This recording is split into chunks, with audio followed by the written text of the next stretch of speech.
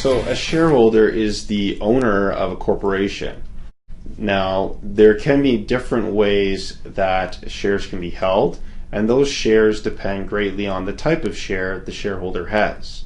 There can be an unlimited number of shares issued, and there can be an unlimited number of owners holding shares as well.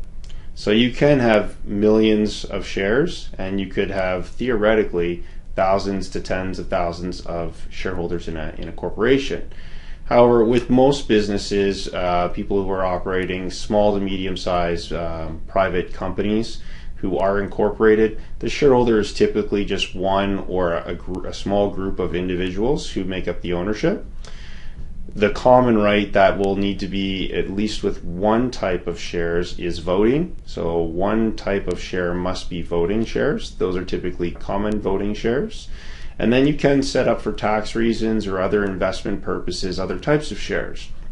Some people refer to those as special shares, or some people call them preferred shares. They're very similar in nature, but you can amend the characteristics and the rights of those shares. So for example, if you wanted to have investors or employees be given shares to the business, to the corporation, but you didn't want the investor or the employee to have voting rights, then you would give them shares in a class and number of shares that are non-voting, for example. Other rights of shares and shareholders would be, are they subject to dividends? What kind of call right do they have if there's wind up or bankruptcy of the business?